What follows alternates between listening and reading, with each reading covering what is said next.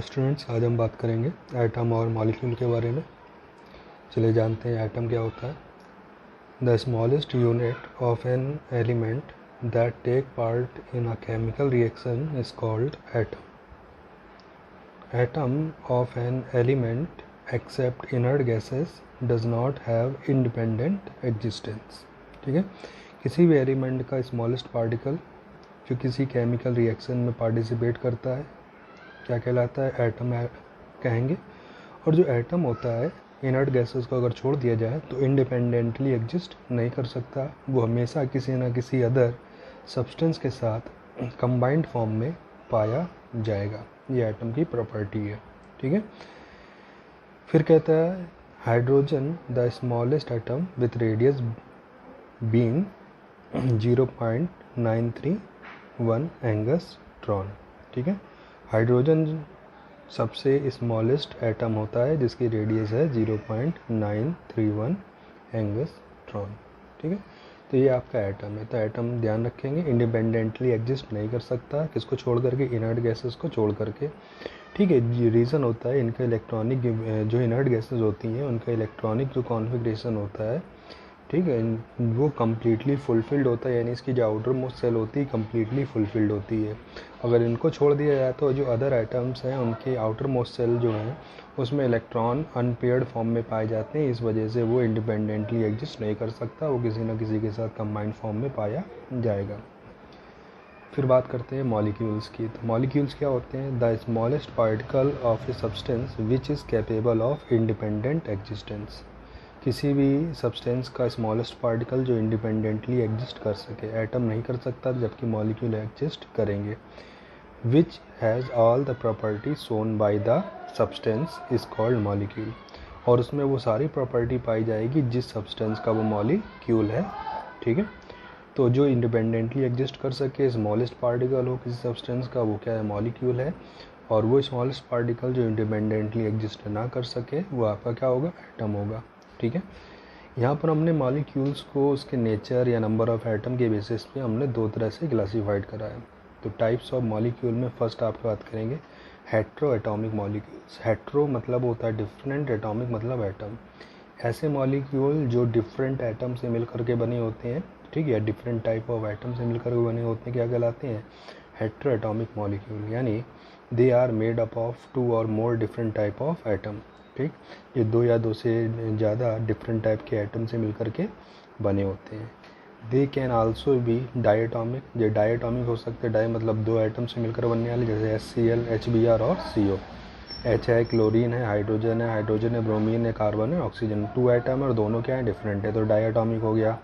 इसी तरह से ट्राई एटॉमिक जैसे H2O, SO2 और CO2, ये आपके ट्राइटॉमिक है और 2 डिफरेंट टाइप ऑफ यहाँ पर एटम भी प्रेजेंट है। और पॉलीएटॉमिक जैसे NH3, HNO3 और H2SO4। ठीक है, तो जो ये आपके हेट्रोएटॉमिक है, ठीक, मोर देन 2 और 2 से ज़्यादा एटम के कॉम्बिनेशन से बने होते हैं। वो भी एटम जो होंगे वो कैसे होंगे, डिफरेंट टाइप ऑफ एटम होंगे। अगर 2 एटम से मिलकर 2 डिफरेंट टाइप ऑफ एटम से मिलकर बने हैं तो उसका मतलब डायटॉमिक है। 3 एटम से मिलकर बने हैं या डिफरेंट टाइप एटम से मिलकर बने हैं तो ट्राइटॉमिक है। और 3 से ज़्यादा जैसे NH3, HNO3, H2SO4 जैसे एटम से मिलकर के बने हैं तो वो क्या कहलाएंगे, आपके पॉलीएटॉमिक। ठीक है, फिर इसके बाद करेंगे बात होमो एटॉमिक। होमो मतलब होता है सेम और एटॉमिक मतलब होता है एटम। जो सेम एटम से मिलकर के बने हों वो क्या कहलाएंगे, होमो एटॉमिक मॉलिक्यूल कहलाएंगे। यानी they are made up of same type of atoms. They can be monoatomic, ये मोनोएटॉमिक भी हो सकते हैं, जैसे कि आपका हीलियम हो गया, नियॉन आर्गन हो गया। जो आपकी इनर्ट गैसेस होती हैं, इनर्ट जो गैसेस होती है बेसिकली जो मोनोएटॉमिक है, बट इनको हम मॉलिक्यूल क्यों कंसीडर कर रहे हैं, ये भी कभी तरह आपसे पूछता है। क्योंकि मॉलिक्यूल की प्रॉपर्टी होती है इंडिपेंडेंटली एग्जिस्ट करने की। ठीक है, और ये जो इनर्ट गैसेस है ये भी इंडिपेंडेंटली एग्जिस्ट कर सकती है, इसलिए इनको हम लोग मॉलिक्यूल की कैटेगरी में कंसीडर करते हैं। ठीक है, तो ये आपके कैसे हैं, मोनोएटॉमिक है, ओनली 1 एटम है। ठीक है, हीलियम है, आर्गन है, नियॉन है। इस तरह से डायटॉमिक है जैसे कि H2Cl2O2। ट्राइटॉमिक है जैसे कि O3 ओजोन आपका हो गया। एंड पॉलीएटॉमिक हो गया जैसे P4S8। ठीक है, तो ये सभी आपके क्या हो जाते हैं, होमोएटॉमिक होते हैं, क्योंकि सेम टाइप ऑफ एटम से मिलकर के बने हैं। ठीक है, अब हम बात करेंगे बेटा एटॉमिक मास और एटॉमिक वेट की, कि एटॉमिक मास या एटॉमिक वेट क्या होता है। तो इसमें बताया जाता है 1 atomic mass unit is defined as 1/12 of the actual mass of an atom of carbon 12 isotope, ठीक है। Now days atomic mass unit यानी AMU शॉर्ट में पढ़ते हैं, is referred to as unified mass with a symbol U। इसको अब आजकल short term में हम लोग AMU की जगह क्या लिखने लगे हैं, U लिखने लगे हैं, ठीक है। तो यहाँ बताया गया है 1 एटॉमिक मास यूनिट यानी AMU जो है is defined as 1/12 of the actual mass of an atom of carbon 12 isotopes. Carbon 12 isotopes के मास के, ठीक है, 1/12 पार्ट जो होता है उसे हम लोग क्या नाम देने लगते हैं, एटॉमिक मास यूनिट, ठीक है। तो इस तरह से अगर हम ये वैल्यू निकाले तो 1 AMU बराबर कितना निकला बेटा, 1 तो आप पहले देख लेते कार्बन का एक एटम का मास कितना है 1.992648 × 10⁻⁻23। ये एक टेक्निक होती है जिसको हम लोग नाम देते हैं मास स्पेक्ट्रोस्कोपी, जिसकी हेल्प से हम किसी भी एटम के, किसी भी सब्सटेंस के 1 एटम का हम मास कंसीडर कर सकते हैं।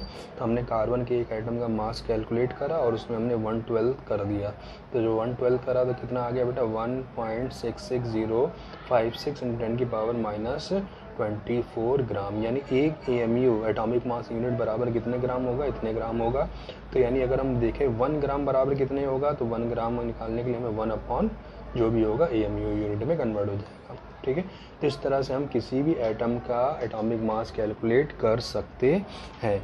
बेसिकली जो एक्सपेरिमेंट था अलग अलग एटम के साथ किया गया था, हाइड्रोजन के साथ किया गया था, कार्बन के साथ किया गया था, बोरॉन के साथ किया गया था, ठीक है।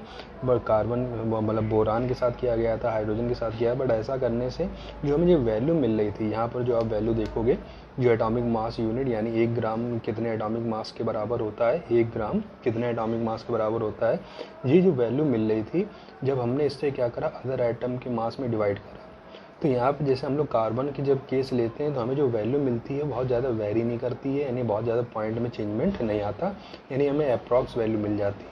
बट जब यही चीज़ हम लोग हाइड्रोजन बोरान जैसे एटम के साथ कर रहे थे वैल्यू में बहुत ज़्यादा वेरिएशन आ रहा था, ठीक है, जिनको याद रखना बहुत ज़्यादा डिफिकल्ट होता है, ठीक है, यानी वैल्यू बहुत ज़्यादा पॉइंट में मिल रही थी।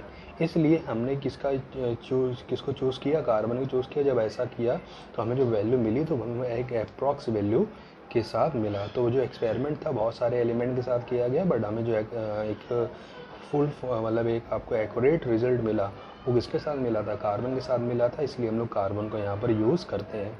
अब इसी तरह से हम लोग क्या करेंगे, मास of an atom of hydrogen हमने मास स्पेक्ट्रोस्कोपी से कैलकुलेट करा। अब इसी को हम लोग किसमें कन्वर्ट कर देंगे, एटॉमिक मास यूनिट में, जिसको हम उसका एटॉमिक वेट बोलते हैं। तो हाइड्रोजन के एक एटम का मास हमारा कितना होता है, इतना होता है। तो एक एटम का मास इतना है तो हमें 1 ग्राम बराबर इतना होता है, तो इतने ग्राम बराबर कितना हो जाएगा, तो वही चीज़ निकाल लिएगा in term of AMU mass of hydrogen atom. इसमें हमने क्या करा, AMG से मास से हमने डिवाइड करा, तो कितना मिल गया बेटा आपको 1.008, जिसको हम लोग राउंड ऑफ करके कितना मान लेते हैं कि हाइड्रोजन का एटॉमिक मास कितना होता है 1, ठीक है, जो हमारी किस यूनिट में होता है, AMU यूनिट में होता है। इसी तरह से सिमिलरली हमने ऑक्सीजन के एक एटम का मास कैलकुलेट करा, वो कितना आया, इतने ग्राम आया। फिर हमने इसको किस में कन्वर्ट कर लिया, AMU यूनिट में कन्वर्ट कर लिया। कैसे, हमारा 1 ग्राम बराबर इतना होता है तो इतने ग्राम बराबर कितना हो जाएगा, तो हमने क्या करा, डिवाइड कर दिया। तो ये आपका आ गया 15.995 AMU, जिसको हम लोग राउंड अप करके कितना पढ़ते हैं, 16 पढ़ते हैं, ठीक है। तो ये था हमारा एटॉमिक मास या एटॉमिक मास यूनिट क्या होती है और इसको हम लोग कैसे निकालते हैं। जैसे हम लोग पढ़ा ना, हाइड्रोजन का एटॉमिक मास 1 होता है, हीलियम का इतना होता है, इसका इतना होता है।